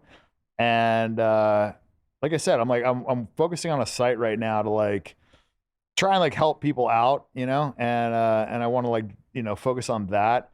And I did what I came to do with social media. Like I got fucking super fucking famous. Like I got all the pussy. Like I climbed these mountains, and it's like, you can only climb the same mountains for so long before it gets boring. I mean, honestly, I was like kind of over a lot of this shit before I started Ignite, like around about that time, but I did it for like the company. And so like, you have to understand, I've been doing something that I feel like I've already done for a while. Like I'm just like ready to like climb something new, do something new, because I've already done it. So it's like. But does it get tiring at this point? Because like you said, you haven't when's the last time you posted, in 22 or something like that? Yeah. And I still feel like if we were to go with you right now to the casino, and we're going to go out, you're going to get bombarded. You're going to get stormed. It never ends. Like I recognize that. Like I've lost my privacy. So what do you, I mean, to me, like, and again, I'm like, that would drive me insane at some point. I mean, it's got to be nice for certain things, but do you ever like look at it and be like, God damn, I want my privacy back? I've always been a pretty like private person. I wasn't like a guy that like went to fucking ball games and went to dive bars. And I just like, I don't know. I was never really like out in general populace, like almost my whole life. Like I was in the military, then I was in college, then I was gambling. Like, I mean, I've been introverted, flying private for fucking, 15 years. Like I don't really like, I'm not out there in the mix as much. So if I was in G-pop more often, it would be a lot. Like it's a lot to deal with for sure. Like when I go out, I have to just like mentally acknowledge that this is what it's going to be. And like I've also like decided that I'm going to take every photo too, so that makes it like super brutal, because it's just like, man, that's like, what people want, the selfie. Yeah, I just I had this moment with Denzel back in like 2012, maybe 13. Denzel Washington? I don't know, around about that Denzel time. Washington. Yeah, okay. Where I did a scene. First name. We're not on first name with Denzel. But yeah, well, neither am I. I'm sure he doesn't even still know who the fuck I am. But I did a scene with him in a movie, and he killed me like dying on a barbed wire noose, and he's like staring at me while I'm dying. I'm spitting out blood and shit. And he complimented me on my death. It's a few words. I still remember it, And so I guess, and he wasn't like a childhood hero of mine or anything like that. But it's just an acknowledgement of good work. Yeah, he was a good actor. Mm-hmm. And he gave me a compliment. It's a fucking split second of his time that I've remembered, and it meant a lot because I'm a shitty actor and I tried to do it, right? I mean, I think I did a good job in that movie. But anyways, the point is that a lot of times it won't be that much time for you, but it'll be an impact for the other person. And so it's just like the right answer to do it. It's like if you see an old lady fall, like you help her up. Like, I don't know. To me, it's like the same thing as seeing an old lady fall. Somebody asks me for a photo and it means a lot to them to get a fucking picture. I'll take the fucking picture. Do I want to? No, I don't fucking like taking pictures, especially when I'm on fucking mushrooms. I'm looking at the goddamn camera. My face is melting in the fucking screen. They want to try and have a conversation with me, but like I still fucking do it, And so I just mentally like acknowledge like, this is my bed. I made it. Like I reaped the benefits of it. I got to fuck all the hot chicks. Well, this is, fucking, nothing's free in this world. But if you were coaching say you had your own son and you were coaching your son, would you push him towards this life or would you caution against it? No, I would not push him towards this life. Not that I don't feel like I led a fulfilled life. And I've like pretty much honestly done all the things that I set out to do. I just realized that going down the pleasure-seeking road is not really the road to happiness, and it's not a road that you can ever really feel fulfillment on. Like, take it from me. I'm a guy that's like fucked all the girls. He did all the shit. I had all the fast cars. You know, I like checked every single pleasure-seeking box to the end of the earth and then kept going. So like, I'm one of the few people that can like acknowledge that was it fun? Like, of course it was fun. And like pleasure spikes are great, but it's not a road that'll lead you to happiness. So I would not recommend him go down the same path of me. Would you ever have kids? It's possible. Would you ever get married? That is less likely. You know, as a gambler, betting half your net worth, you're going to love a chick forever, is given my experience, what I've seen. Here's my thing with marriage. I feel like, are there marriages that work? Yes. Are there people that are happily married? Of course. Is marriage a good thing if you have kids? Probably. But I also see the other side of it, which is so many people that have gotten married and then become complacent because of that marriage. Or, you know, usually a relationship is like two magnets. And I give this example a lot. One magnet, if you get too close, the other magnet pushes away. The same way on the other side, right? So if you've got one person that's a little bit more into the relationship of the other, which is usually the case, it's very rare that everybody's like equally in it, right? Like somebody's usually a little bit overreaching, you know, like a little bit better than the other Michael's one. way more obsessed with me than I am with him. Be that as it may. This is a moment where I just shut up, you know? Some person is usually like kind of more in it than the other, right? And so what happens is when you get locked in like that, now you have to ask the government permission to break up. The person that was less locked in sometimes feels more trapped. And then the person that's been trying really hard to keep that person that's maybe like above their fucking pay grade stops trying quite so hard. You know what I mean? Then it's like there becomes a little bit of animosity that builds up, right? Like all of a sudden you got your dick sucked every night and now it's like only on Tuesday and Wednesdays, you know? And then it's like only on Tuesdays. And then it's like, okay, now once every couple weeks, you know what I mean? It's like, or, you know, or the chick is, you know, getting less fit, or the guy lets his fucking belly go, or you know what I mean? Like whatever the case is, when you're not married and the other person doesn't act right, your girl starts flirting with another dude, I'm fucking out the door, right? But if I'm married to this bitch and now I got to get fucking permission from the government and give her half of my shit, I'm going to put up a little bit more flirting, right? So, but that's going to come with animosity. You know what I'm saying? And so it's like, I think the best relationships are when both people want to be together just because they enjoy each other's company, not because they're forced by the government, not because they have some fucking title, not because of some pressures, not because they have a kid and they feel like it'd be bad for the kid to not be together, but because they just want to hang out with each other because they enjoy each other's company. That to me is the perfect relationship. I don't need government permission for that. I get why women push for it. If you're going to have a kid, if you're going to give up your fucking career, you're going to make sacrifices, I understand you want a little security. It's like, I get the whole premise of marriage, right? Like you want a tax break or whatever the fuck. You're in the military, you want that extra pay. You want Tax to live break's off not base. that great, to be honest. But I'm saying, like, you want to live off base. Like in the military, there's a big incentive to get married. You know, marriage is actually like pushed a lot on like the, you know, people with less money. It's like a lot more benefits come from them. You know, just like, you know, having more kids is encouraged by people that are like under the poverty line. They get more welfare. It's like, you know, so anyways, to me, like I said, I think it makes sense for some people, but I think as a general rule, I think relationships are worse off when there's more pressure put on them. And I believe that marriage puts pressure on a relationship. And I think people act the best when each of them can leave. Like if he starts fucking acting like an asshole, he starts checking out your sister, you could be out the door. Maybe he won't check out your sister. Shit, Dan, I should have talked to you before I got married. Fuck. It goes the other way too. You know what I mean? You stop sucking the guy's dick. You know what I mean? He's like, I always rally. Good. Good. All right. it's working out so far. We haven't got to the Tuesday, No, Thursday. I But if always that ever rally. starts to happen, I'm going to call you up and say, we got a problem. I mean, honestly though, but relationships just work best when both people are trying hard. And that's what happens a lot of times when both people can walk. They both want, you know, the other person to stick around. They want the other person to be happy. Some people, selfish people, get lazy. And when they're in a relationship, they know they got the other person locked up and they got half this motherfucker's money. They stop trying. And now all of a sudden this guy's like, oh shit, this girl just wanted me for my money because now she's not doing all these things because she knows she's fucking got me. And then it clicks in his head. And then he, you know what I'm saying? Then he starts fucking, you know, it's just like this slippery slope. I also think, like, I was reading another part of your book and you were talking about how people put so much into chasing different people, man, woman, whatever.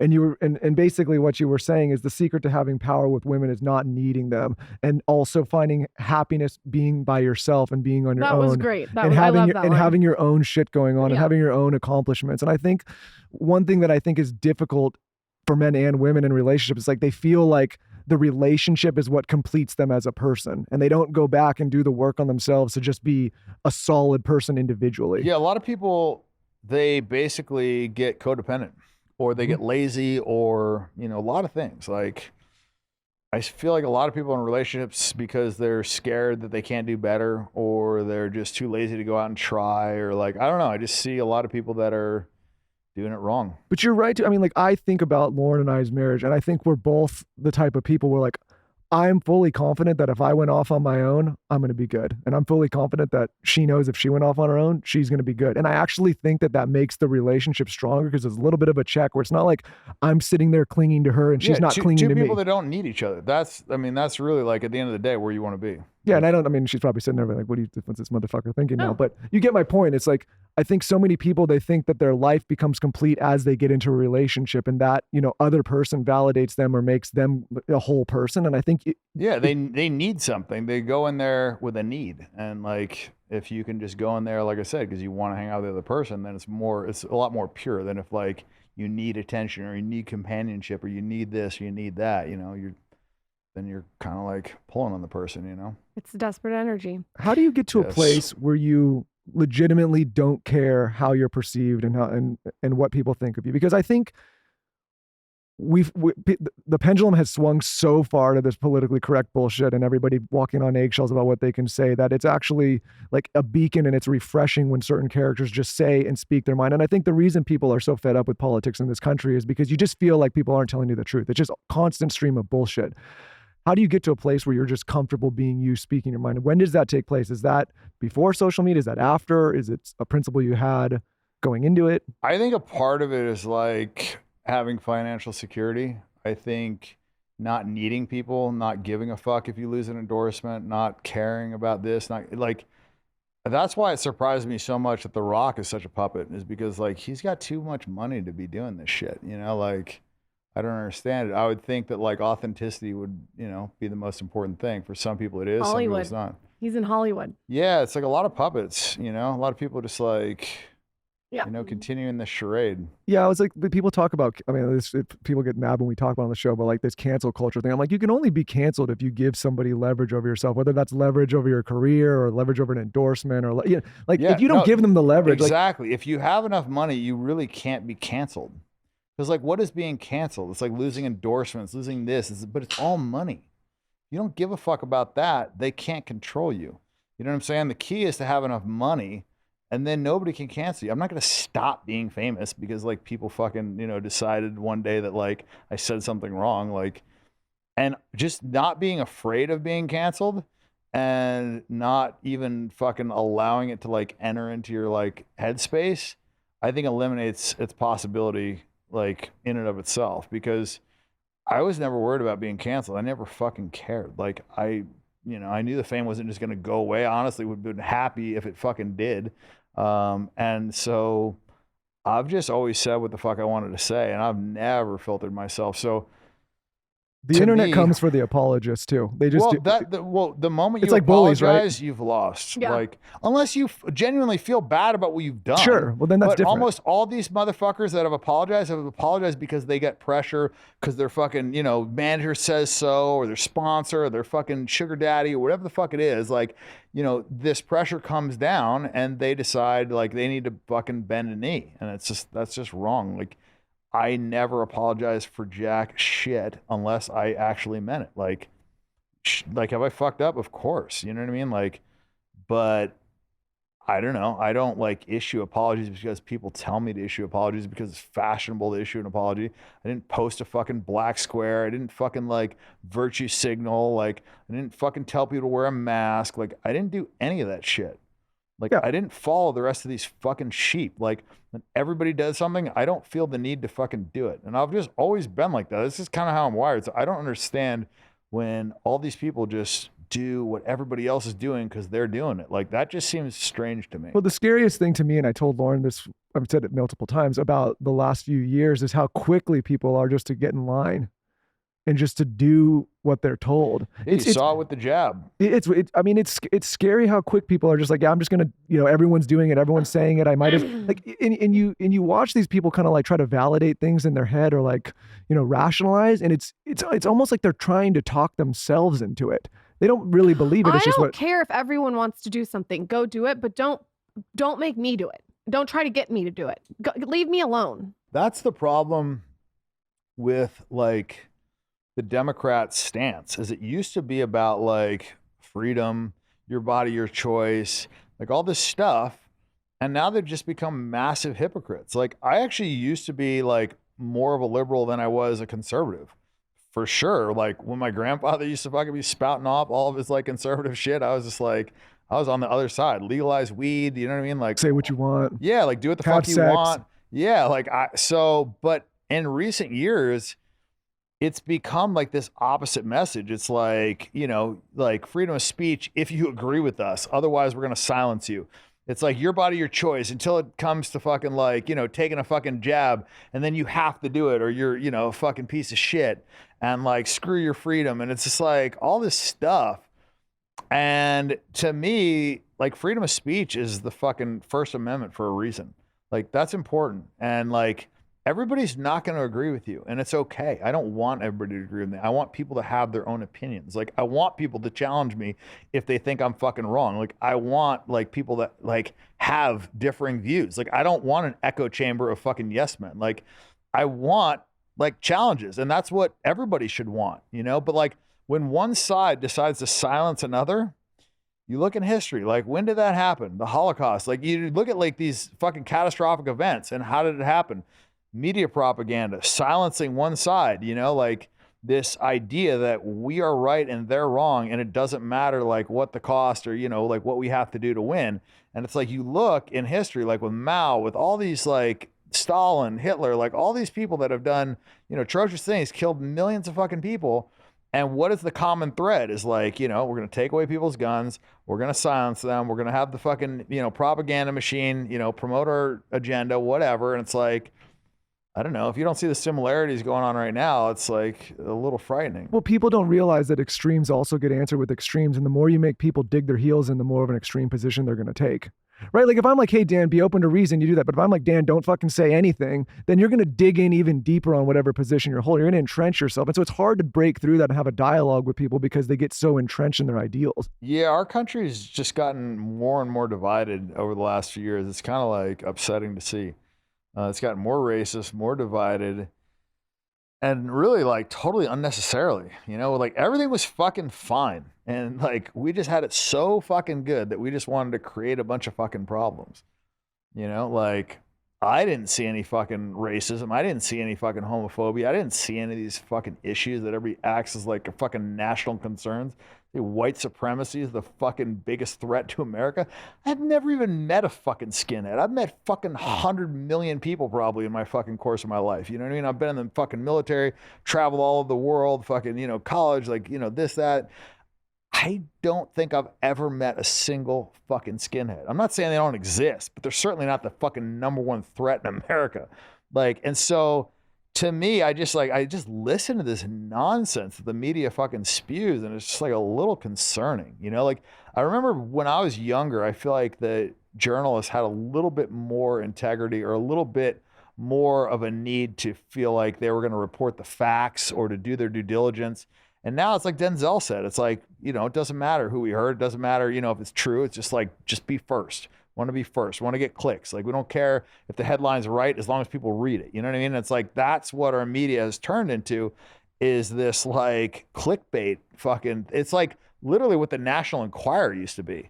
I think it's one of the worst things about social media, because I think social media amplifies that kind of behavior from people that are in the journalistic fields, where it's like they they're vying for attention because now they're not competing with a couple other channels. They're competing with the world, and they're seeing how many people can click and share something as fast as they can based on something that triggers them, right? Like that's the whole goal now. Is like, let me see if I can trigger you so that you share this or promote it or talk about it or comment it or engage in it. Yeah, And I think and that's it's attention spans have shortened. You know, it's like, what can we do to elicit emotion instead of like reporting a real story?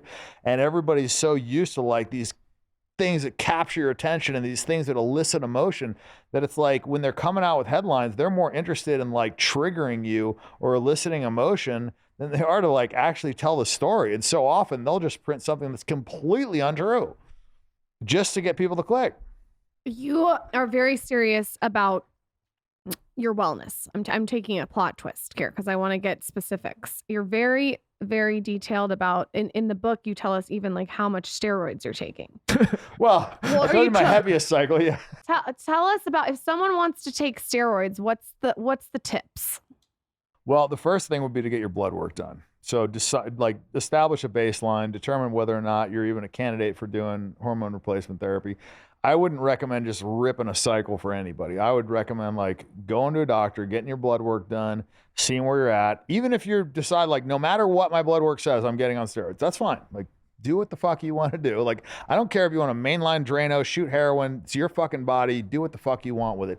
But just make an educated decision, right? Like, figure out where you are. Like, what if you have a naturally like super high testosterone level and now you go shoot testosterone and now you have to shoot it for the rest of your life? Like, I mean, I do that. Like, people do that. Like, it's a decision you can make, but like, I wouldn't have done it if I had like a naturally occurring 1100, you know? So, but you know, everybody's got their choices to make, right? All I'm saying is just do it educated. Like, go get your blood work, make a decision, and then do it correctly. Like, do your research, figure out like what, like, know what it means. Like, if you take too much testosterone, it'll convert to estrogen via aromatization, right? So like, if your testosterone aromatizes into estrogen, now all of a sudden you've got a higher estrogen in your body than your body's capable of handling. You're going to grow breast tissue.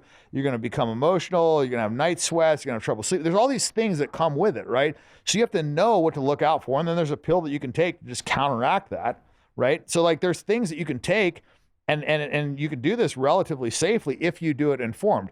If you just go haul off and just shoot a bunch of fucking shit in your leg and you don't know like what it is or what to look out for, then you can have like irreparable side effects that you'll deal with for the rest of your life, like growing female breast tissue as a man. Like, you know, it's like counterintuitive. You'd think like having a high testosterone level would make you less likely, but really like it can turn into estrogen. Your body wants to establish some kind of like balance, right? So if you have super high test, your body naturally wants to like raise your estrogen to kind of like have somewhat of a balance.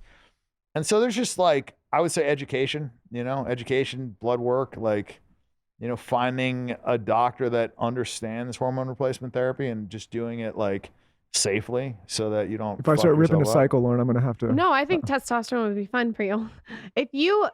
If are there other wellness practices that you do on a day-to-day basis? Like you do the ice bath. I saw a sauna. What else? Yeah, I do. I do a lot. I do saunas, ice baths. I do peptides. I do NAD. I do stretching. I do cardio. I lift weights. What do you do for cardio? You got to be like so detailed with us. Tell us exactly what you do. I do incline sprints, like 30-second intervals. So like 30-second, like balls to the wall. I like the maximum incline. And then I rest for like a minute and then go do another one. So I do like some HIIT training like that. Other times I'm doing like longer duration, lower heart rate stuff. So just like incline walking at like 3.5 miles an hour. Are you still doing cycling like you did when you cycled from Vegas to LA, right? No, I'll go for like an hour, 2-hour ride now. That is so gnarly that you did that. Like, talk to us about that. Well, the funniest part about that is after you did it, what your commentary on cyclists was the that funniest was thing. so funny. Because they're just huge pussies that overestimate the difficulty of their sport. I mean, they all said that I had a 0% chance to do it. And I ripped it with like 16 hours to spare. And I honestly believe that I could have turned around and gone back. Like, no, I'm serious. Like, cycling is just one of those things where It hurts your balls, though, I would think. Well, your ass, like, yeah, your ass gets really sore and chafed and like can bleed and bruise. And I mean, like, but you're not going to die. Like, you can just keep fucking pedaling. Like, I don't know. It's like one of those things where like, just don't be a fucking pussy and just keep going, and you'll fucking bike a lot further than you think you can. I mean, certainly a lot easier than running. Like, I don't know. I just like, it was hard. Like, don't get me wrong. Like, biking 300 miles and you're off the couch, you never ridden more than 5 miles in your life isn't easy, but it just wasn't as hard as everyone told you it was going to be. No, they said it was impossible, which was like the craziest thing of all. It was like absolutely not impossible. It was fucking like relatively like easily doable for anybody that like really had fucking serious determination. Like if I stuck a gun to most people's head that are in reasonable shape, like they could just go do it. Like, would it be comfortable? No. Like, would they be bleeding? Would they be fucking have a hard time walking? Like, maybe, but like they'd fucking do it. Like if I told them I was gonna fucking kill their mother and their family, like I bet you most people would get on that goddamn bicycle and fucking ride to LA. What advice did Lance give you? He was the only person that told me that he thought I could do it. So, and then the first question I asked him, I spat out of my mouth before like, and this is Lance Armstrong. Else, yeah, was like, what's the fucking steroid cycle? Like, what do I do? He didn't want to tell me. I was like, fuck, man, I could learn to ride a bike from anybody. I want to know the juice. Well, that's a perfect example of like they fucking thrashed him for that. Yeah. If I was him, I would have been like, fuck you. I did steroids. So did everybody else. Suck my dick. That would have been my apology. Like, you want my medals, take them, but I fucking earned them. Everybody else is juicing. Fuck you. I honestly, and I think he would have done a lot better with that. But, you know, listen, he was getting a lot of heat from a lot of angles, and he had sponsors and this and that. I just have never been an apology guy, you know? I mean, but... You don't say. I don't know. I don't look at what he did as being wrong. Like, everybody was fucking cheating. To me, it's like, do whatever you the guys... most awkward, no, but the most awkward thing, and I think all of us can say, anybody that's watched somebody go on these weird apology tours where you know they're not really fucking sorry and they've just been told they have to do it to check a box. They look like a whipped dog to me. Yeah, and it's terrible. And we none of us, like, it's... Listen, again, if I say something or do something, and I've said a lot of wild shit on here, and I'm sorry for it, and I feel like I've actually hurt someone, and you know, maybe I misspoke, I will apologize, and I say, okay, that was in poor taste. But if I'm not sorry, I'm not going to say I'm sorry, because I'm not fucking sorry. Yeah, I hear you. I mean, it's also, you know, different when you're facing it, you know, and I'm sure he was facing it, you know, from a lot of different angles, and I'm sure it wasn't a fucking, you know, easy thing for him. I mean, I've faced it, and I've said fuck you, so I know what I would do in the spot. But I think a lot more people would cave than you would expect. You know, I think a lot of people would say they wouldn't, but I think when it comes down, when everybody, you know, it seems like everybody fucking hates you, the media is fucking shitting on you, and the fucking world is coming down in your fucking head, you're losing your fucking money, and your fucking sponsorships are going out the window, and this is like the only thing you think you can do to save yourself. Like, be surprised what people do in desperation. You know, Benny Binion had a good quote. He said, people are honest as long as they can afford to be. That's a good quote. It's easy to fucking, you know, do the right thing when, you know, you got a bunch of money and everything's fucking going good. But when the shit hits the fan, it's like, everybody says like, oh, I wouldn't rat. But when they're facing fucking 50 years to life and they got to fucking, you know, give up one guy and they're going to fucking get a, you know, you're going to get 5 years, they're going to walk, you know, their talk becomes very cheap. So there's a lot of people that talk the talk, you know, but you find out when the shit hits the fan, like who's going to walk it. And so far, not a lot of people have said, fuck you. Most people bend the knee. Most people apologize. Sounds like we got a lot of cyclists in this country. You said, or your dad said in the book that you shouldn't write it and put it out. What does he think now? Does he still think that? Probably the same thing. He doesn't approve of much of what I've done in my life. So. Really? Yeah. He doesn't think it's fun and like. You don't think there's an element of him that's, I mean. There's got to be an element. He's not a normal human being. Why? Because he's never drank. He never chased pussy. He never hung out with the fucking guys. Like.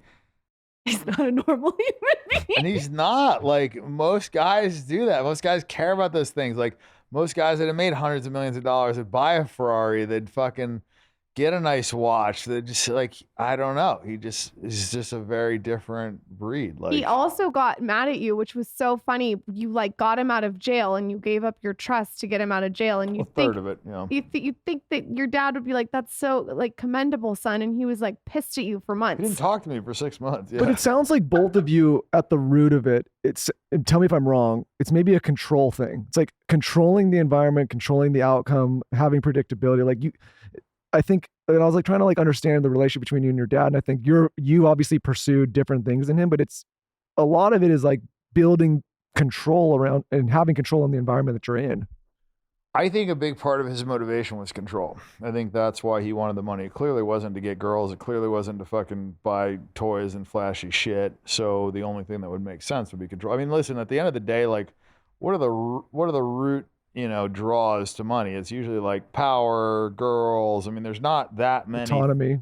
What's that? Autonomy. Yeah. Like not having to fucking listen to anybody's shit, like freedom, whatever. Like there's different draws, but at a point you've got freedom. Like you got $100 million, you got freedom. Like why do you need to go to fucking 500 million? You know what I mean? Like there's points when most people are like, okay, I'm good, right? So if your goal was like freedom, then you probably stop at 200 million, right? Like, so I'm just saying, like, clearly the goal was not just that. He could have easily had freedom and not had to listen to anybody's shit and do whatever the fuck he wanted with a couple $100 million. I mean, this is in the 80s, dude. Back when $1 million you were set. Yeah. This isn't now where you can't even buy a fucking house for $1 million. Like back in the 80s, you were set with $1 million. So if he had 200, 300, or 400, whatever the fuck he had, you know what I mean? Like lots of fucking millions. Like he was past that point, but he still was working 18, 19 hours a day every fucking day, like just grinding, wanting to make more. So it had to be power. What else could it be?